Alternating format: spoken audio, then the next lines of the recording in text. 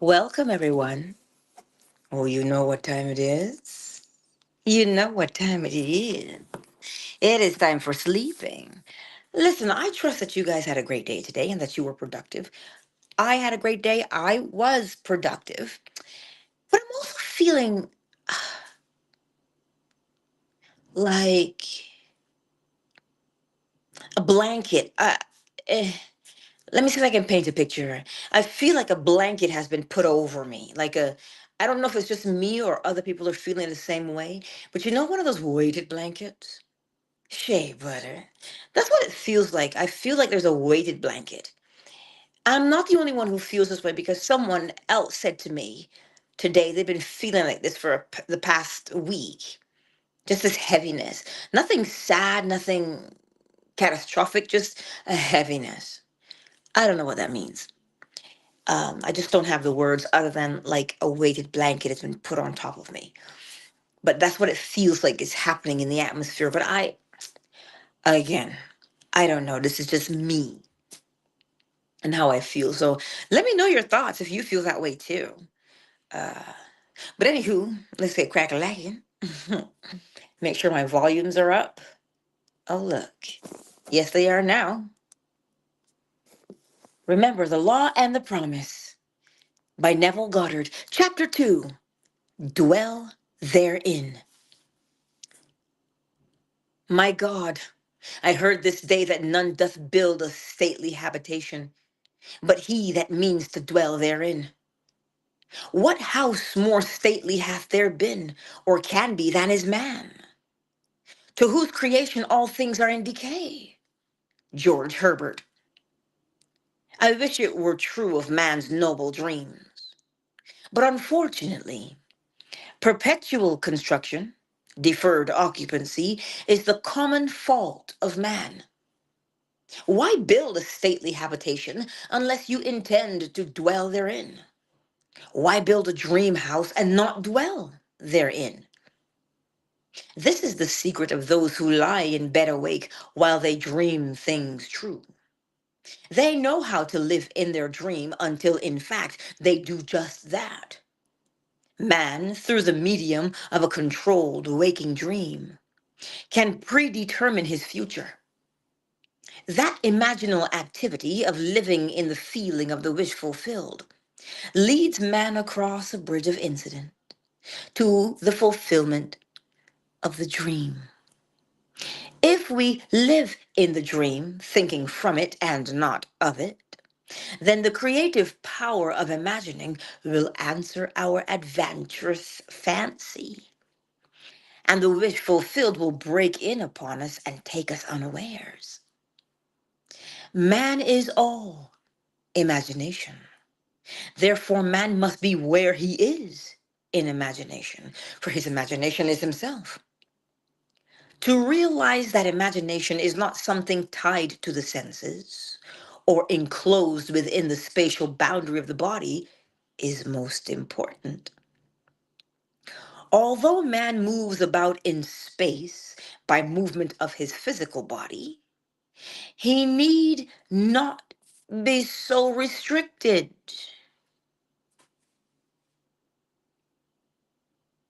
Mm.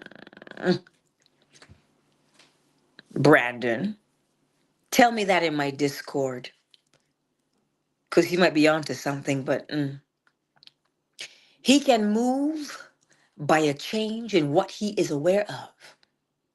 However real the scene on which sight rests, man can gaze on one never before witnessed. Do you understand what that means? However real the scene on which sight rests, man can gaze on one never before witnessed. It means even though your eyes can see thus far, you can see something that's beyond what the eyes can see. Anna's surprise is welcome. He can always remove the mountain if it upsets his concept of what life ought to be. This ability to mentally move from things as they are to things as they ought to be is one of the most important discoveries that man can make. What is the one of the most important discoveries that man can make, his ability to move mentally from things as they are to things as they ought to be. It reveals man as a center of imagining with powers of intervention, which enable him to alter the course of observed events, moving from success to success through a series of mental transformations of nature, of others, and of himself. For many years, a doctor and his wife dreamed about their stately habitation, but not until they imaginatively lived in it did they manifest it. Now, here is their story. Now, listen carefully because you can apply this to your own life. Some 15 years ago, Mrs. M and I purchased a lot on which we built a two-story building housing our office and living area. We left ample space on the lot for an apartment building, if and when our finances would permit. All those years we were busy paying off our mortgage. And at the end of that time, we had no money for the additional building we still desired so much. It was true that we had an ample savings account, which meant security for our business. But to use any part of it for a new building would be to jeopardize that security. But now, your teaching awakened a new concept, boldly telling us we could have what we most desired through the controlled use of our imagination, and that realizing a desire was made more convincing without money. Well, we decided to put a test to forget about money and concentrate our attention on the thing we desired most in this world, the new apartment building. With this principle in mind, we mentally constructed the new building as we wanted it, actually drawing physical plans so we could better formulate our mental picture of the completed structure, never forgetting to think from the end, in our case, the completed occupied building. We took many imaginative trips through our apartment, renting the units to imaginary tenants, examining in detail every room, and enjoying the feeling of pride as friends offered congratulations on the unique planning. We brought into our imaginal scene one friend in particular. Well, I shall call her Mrs. X, a lady we had not seen for some time, as she had given us up socially, believing us a bit peculiar in our new way of thinking. In our imaginal scene, we took her through the building and asked her how she liked it. Hearing her voice distinctly, we heard her reply, "Why, doctor, I think it is beautiful. Has sugar visions?" One day, while talking together of our building, my wife mentioned a contractor who had constructed several apartment houses in our neighborhood. You see, we knew of him only by the name that appeared on signs and adjacent to buildings under construction. But realizing that if we were living in the end, we would not be looking for a contractor, we promptly forgot this angle. Continuing these periods of daily imagining for several weeks, pardon me, we both felt we were now fused with our desire and had successfully been living in the end. One day, a stranger entered our office and identified himself as the contractor whose name my wife had mentioned weeks before. In an apologetic manner, he said, "I don't know why I stopped here. I normally don't go to see people, but rather people come to see me." He explained that he passed our office often and had wondered why there wasn't an apartment building on the corner lot. Well, we assured him we would like very much to have such a building there, but that we had no money to put into the project, not even a few $100 it would take for plans. Our negative response did not faze him, and seemingly compelled, he began to figure and devise ways and means to carry out the job, unasked and unencouraged by us. Now, forgetting the incident, we were quite startled when a few days later this man called, informing us that plans were completed and that the proposed building would cost us $30,000. You see, we thanked him politely and did absolutely nothing. We knew we had been living imaginatively in the end of a completed building, and that imagination would assemble that building perfectly without any outside assistance from us. So, we were not surprised when the contractor called again the next day to say he had found a set of blueprints in his files that fitted our needs perfectly with few alterations. This, we were informed, would save us the architect's fee for new plans. We thanked him again and still did nothing. Logical thinkers would insist that such negative response from prospective customers would completely end the matter.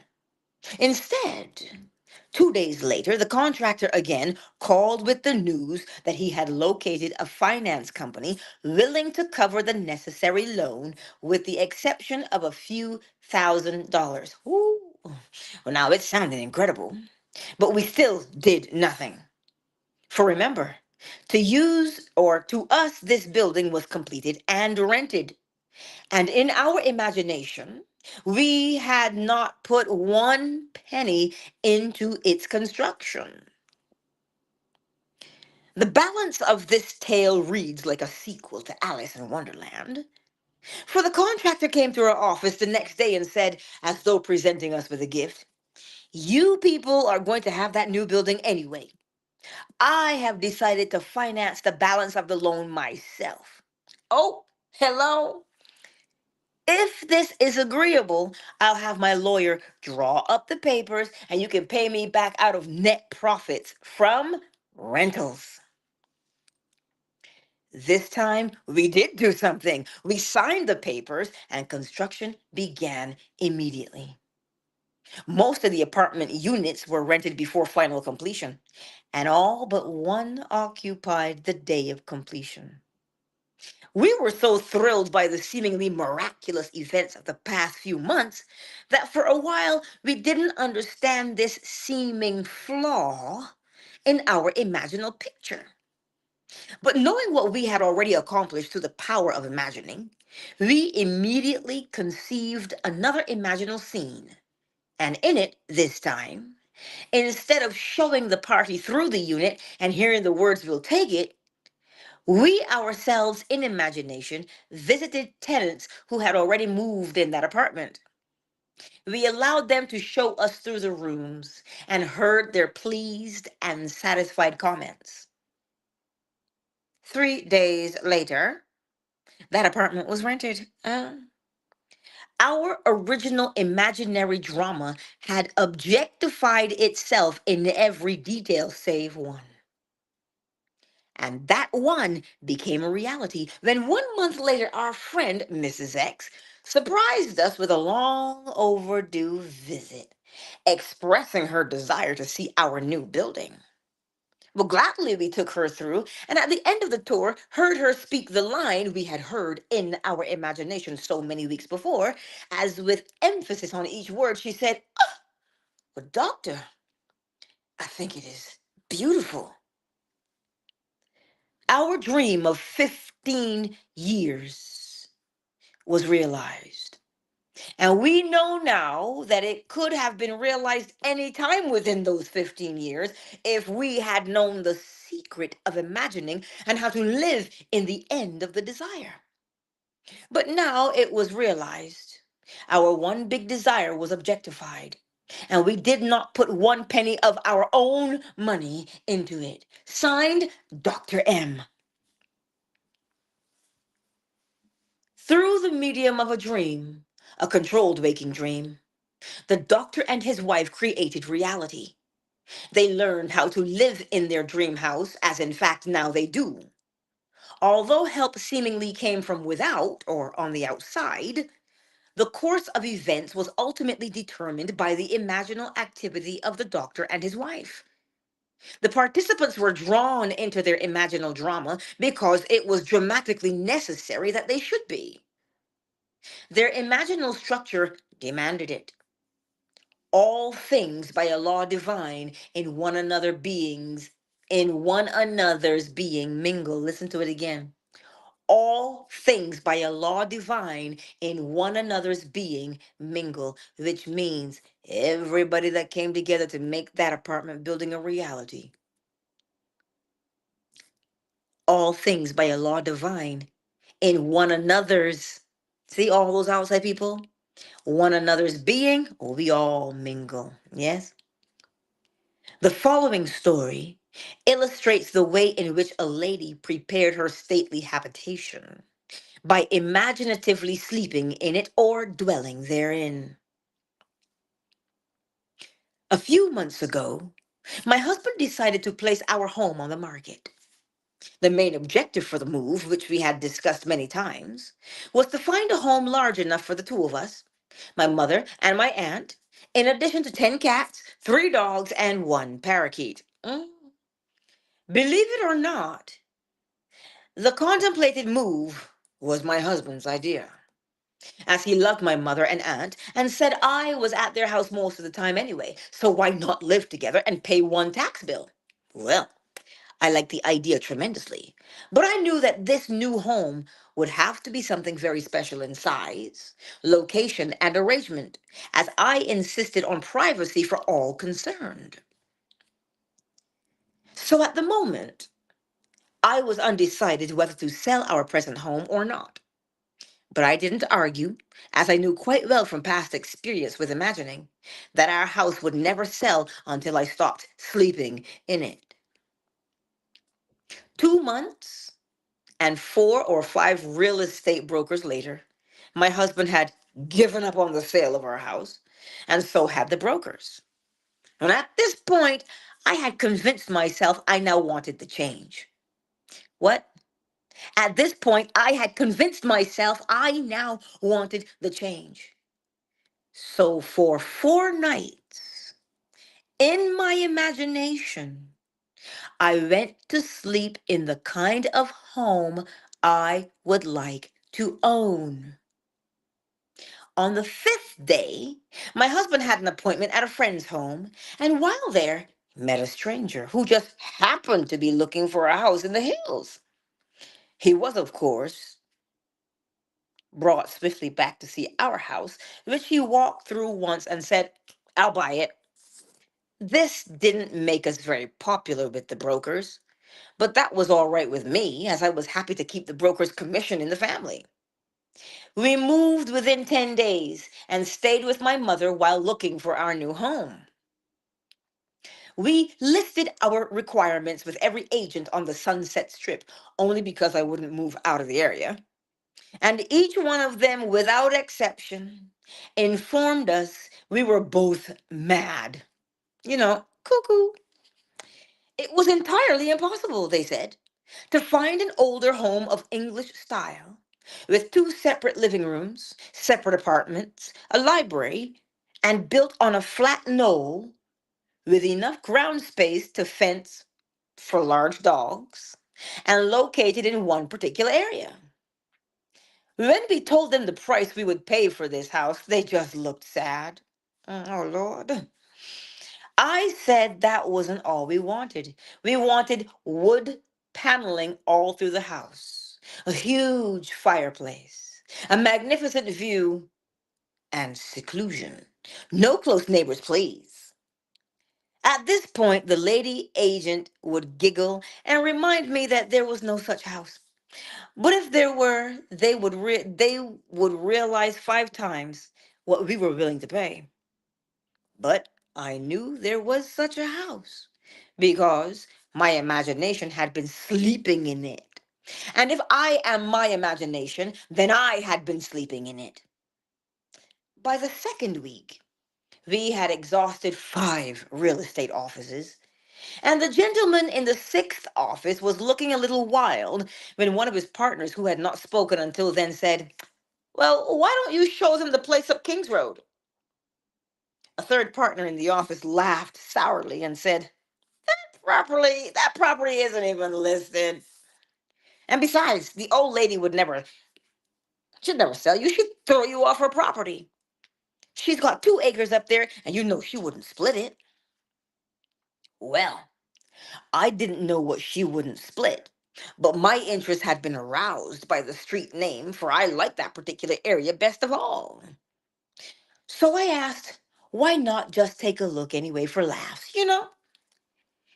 As we drove up the street and turned off onto a private road, we approached a large 2-story house built of redwood and brick, English in appearance, surrounded by tall trees and sitting alone and aloof, no, proudly, yes, on its own hill, viewing the city below from all of its many windows. Now I felt a peculiar excitement as we walked to the front door and were greeted by a lovely woman who graciously asked us in. I do not think I breathed for the next minute or two, for I had walked into the most exquisite room I had ever seen. The solid redwood walls and the brick of a great fireplace rose to a height of 28 feet, terminating in an arched ceiling joined together by huge redwood beams. The room was straight out of a Charles Dickens novel, and I could almost hear Christmas carolers singing on the balcony of the upstairs dining room, which looked out over the living room. A great blast, I can't even read it. A great cathedral window gave a view of sky, mountains, and city far below. And the beautiful old redwood walls glowed in the sunlight. We were shown through a spacious apartment on the lower floor with connecting library, separate entrance, and separate patio. 2 staircases led upward to a long hall opening into 2 separated bedrooms and baths. And at the end of the hall was, yes, a second living room opening out onto a second patio screened by trees and redwood fencing. Built on 2 acres of beautifully landscaped grounds, I began to understand what the agent had meant by saying, well, she wouldn't split that property. For on 1 acre stood a large swimming pool and pool house completely separated from the main house, but undoubtedly belonging to it. It did indeed seem to be an impossible situation, as we did not want 2 acres of highly taxable property plus a swimming pool a block away from the house. Before we left, I walked through that magnificent living room once more, going up the stairs to the dining room balcony. I turned and, looking down, saw my husband standing by the fireplace, pipe in hand, with an expression of perfect satisfaction on his face. I placed my hands on the balcony railing and watched him for a moment. When we were back in the real estate office, the 3 agents were ready to close for the day, but my husband detained them, saying, let's make her an offer anyway. Maybe she will split the property. Well, what can we lose? One agent left the office without a word. Mhm. Another said, listen, that idea is ridiculous. The agent we had originally talked to said, forget it. It's a pipe dream. My husband is not easily annoyed, but when he is, there is no more stubborn creature on earth. He was now annoyed. He sat down and slammed his hand on a desk and roared, it's your business to submit offers, isn't it? Oh, oh, oh my. They agreed that this was so, and finally promised to submit our offer to the property. We left, and that night in my imagination, I stood on that dining room balcony and looked down at my husband standing by the fireplace. He looked up at me and said, well, honey, how do you like our new home? And I said, I love it.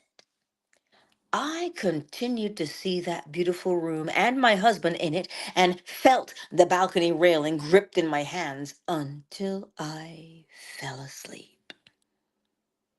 The next day, as we were having dinner in my mother's house, the telephone rang and the agent, in an unbelieving voice, informed me that we had just purchased a house. You don't say. The owner had split the property right down the middle, giving us the house and the acre it stood on for the price we offered. Written by J.R.B. Dreamers often lie in bed awake while they do dream things true.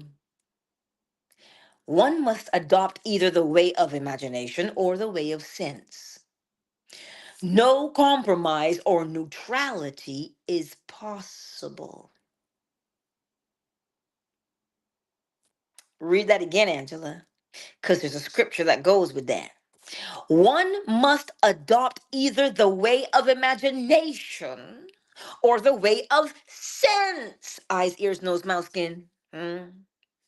No compromise or neutrality is possible. I rather that you be hot or cold, not lukewarm, because if you're lukewarm, I'll spit you out. Hark to it. I digress. He who is not for me is against me. When man finally identifies himself with his imagination rather than his senses, he has at long last discovered the core of reality. Oh, when man finally identifies himself with his imagination rather than his senses, he has at long last discovered the core of reality. I have often been warned by self styled realists that man will never realize his dream by simply imagining that it is already here. Yet, man can realize his dream by simply imagining that it is already here. That is exactly what this collection of story proves. If only men were prepared to live imaginatively in the feeling of the wish fulfilled, advancing confidently in their controlled waking dream, then the power of imagining would answer their adventurous fancy, and the wish fulfilled would break in upon them and take them unawares. Nothing is more continuously wonderful than the things that happen every day to the man with imagination sufficiently awake to realize their wonder. Observe your imaginal activities. Real Ruby. Observe your imaginal activities. Why? Because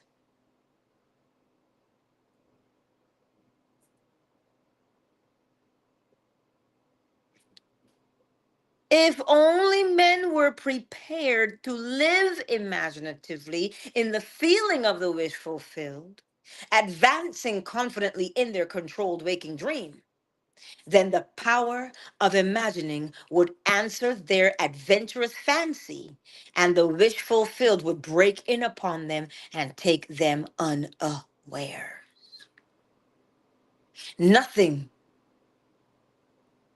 say it with me, nothing is more continuously wonderful than the things that happen every day to the man with imagination, sufficiently awake to realize their wonder. Observe your imaginal activities. Imagine better than the best you know and create a better world for yourself and others. Live as though the wish had come, even though it is yet to come, and you will shorten the period of waiting. Live as though the wish had come, even though it is yet to come, and you will shorten the period of waiting. Third time is a charm. Live as though the wish had come, even though it is yet to come, and you will shorten the period of waiting. because the world is imaginal, not mechanistic. Imaginal acts, not blind fate, determine the course of history. Imaginal acts, not blind fate, determine the course of history. Why? Because the world is imaginal, not mechanical, then. That's what it means by mechanistic, not mechanical. It is imaginal. That is the end of the chapter. Chapter 2, live therein. I'm going to put those two short stories up for you in a day or two so that you can listen to them wherever, whenever you think you're ready. Because remember how the three realtors were like, she's not going to sell you that property. Y'all are crazy. This is what the realtor said. I shouldn't say realtor, realtors. That's what they said. Y'all are crazy. But you know what they did not do? They were not, because we got to do it. They did not identify themselves with their senses. They identified themselves with their imagination, which meant she lived in that house. She slept in that house. She saw her husband down below with his pipe. His pipe, y'all, like Sherlock Holmes. She saw him down there standing by the fireplace with his pipe. She did not allow herself to be deterred. And listen, she didn't tell you that she wasn't discouraged. Oh, she sure was. Because the realtors told her it was not possible. And then she says, well, what do we got to lose anyway? Let's just go look at it. For shits and giggles, let's just go look at it. So they went and looked at it.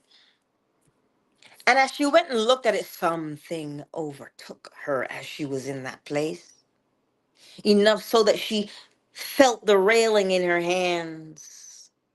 In her imagination, she squeezed the railing in her hands as she saw her husband down there by the fireplace smoking his pipe.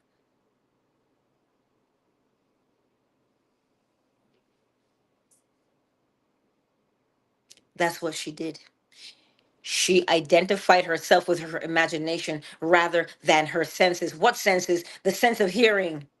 Because all three realtors said the exact same thing. That's a pipe dream. That's impossible. You're crazy.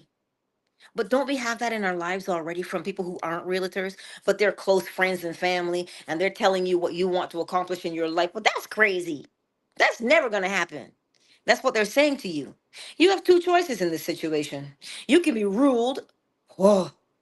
You can be ruled by your senses, what you just heard, and you saw the look of incredulity on their faces. Who you think you are? You crazy child. You ain't even got no money. That's what you heard.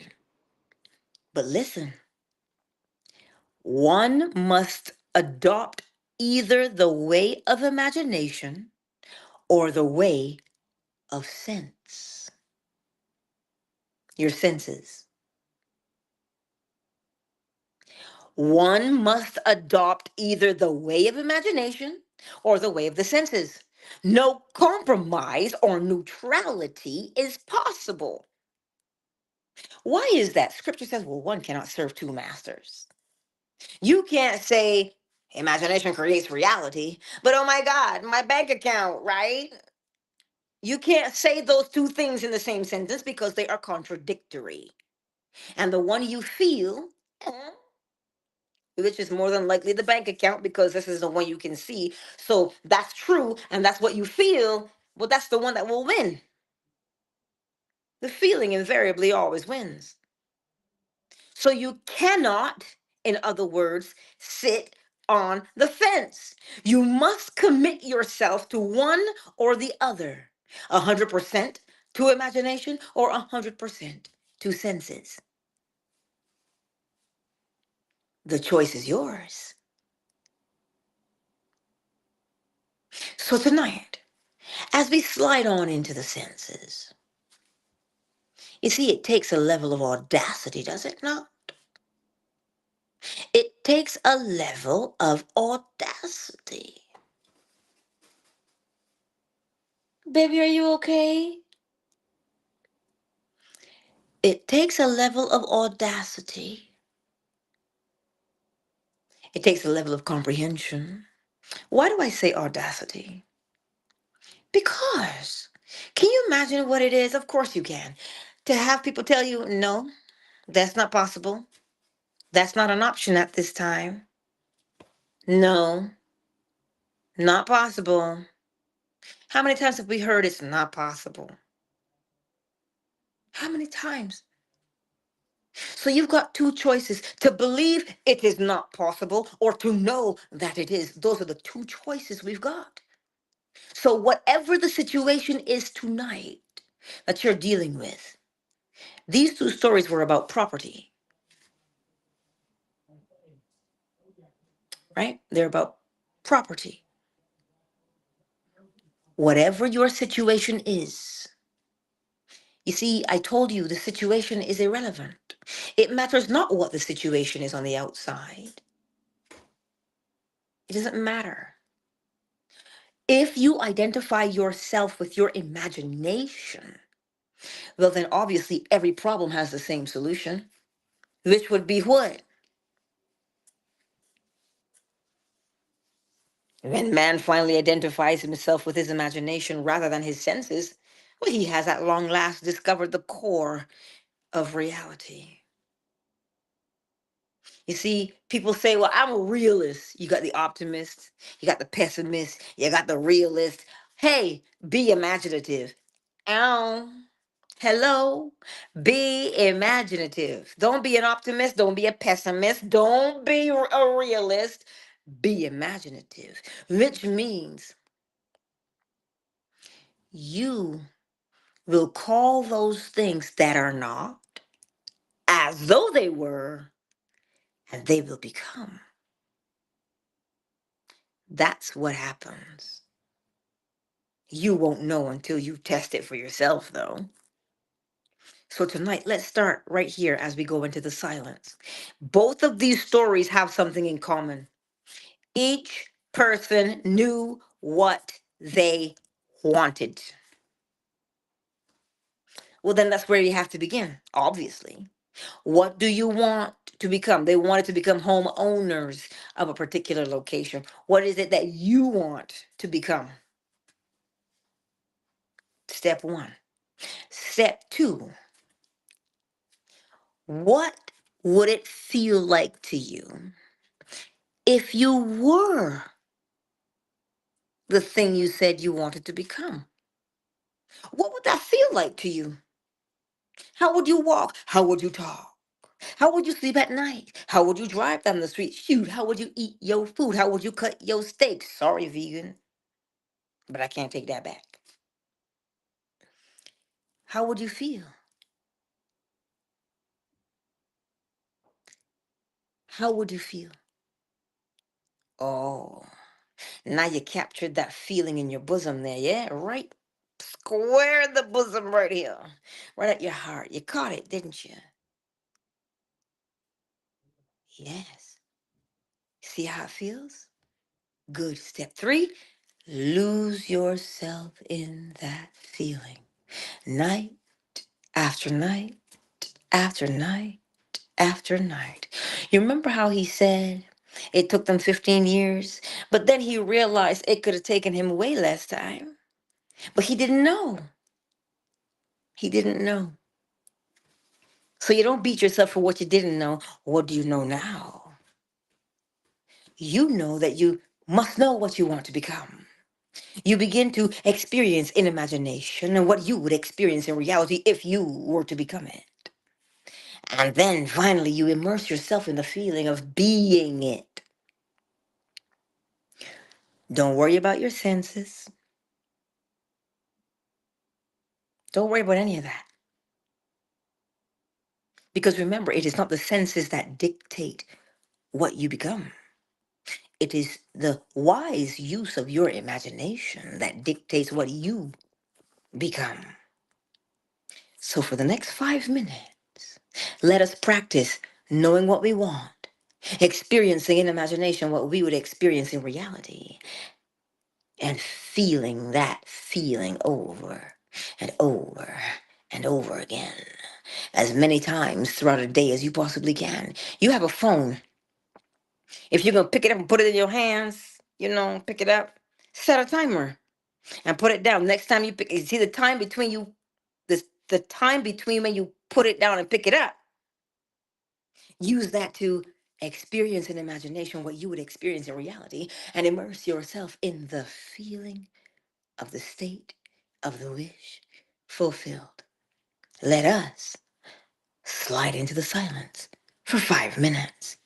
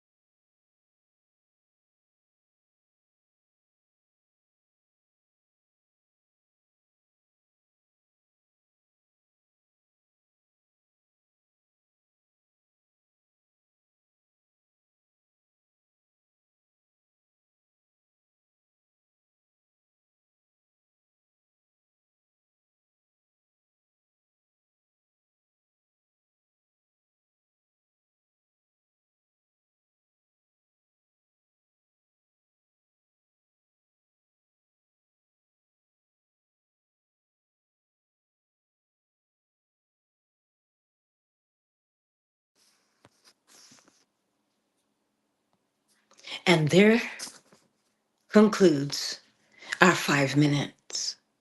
I trust that you will put this exercise into practice. Real Ruby, Wisdom Almighty, Sugar Visions, Annie Surprises, Brandon. Remember, Brandon, elaborate on what you're saying to me there. And let's see. Um, to Pomney, I guess that's how I say it. Welcome to the space. Shea Butter. Hey, I didn't see Cyber tonight, but Moon, KZN. Full of smiles. Twitter is as Twitter always is.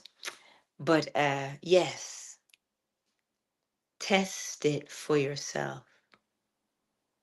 Really and truly, when you're testing it, what you're doing is you're looking to see that, wait, I can hold my attention and sustain a feeling so much so that I made something change around me. Wait, what? That's not true. Let me do it again. You do it again and you get the same result. And you're like, listen, that must have been a coincidence. But then you remember what a coincidence is, the external expression of the internal thought, right? And you say, well, let me try it one more time. And as within, so without. You deliberately kept and held your attention and manifested that which was within to the outside. And then you throw your hands in the air and you go, well, that's it. That's really what I'm doing. So what can I do now? And you grow. So with that, my beautiful friends, countdown initiated. 5, 4, 3, 2, 1. Much love to each and every one of you here on Twitter, YouTube, Facebook, TikTok, fan base. Much love to each and every one of you. Mhm. Good night. And I shall see you on the morrow at the crack of dawn, 7 a.m. Eastern Standard Time, right here on Twitter, fan base, YouTube, Facebook, TikTok. Ow. Won't he do it? Won't you do it? Yes, you will. You'll practice. Anywho, good night.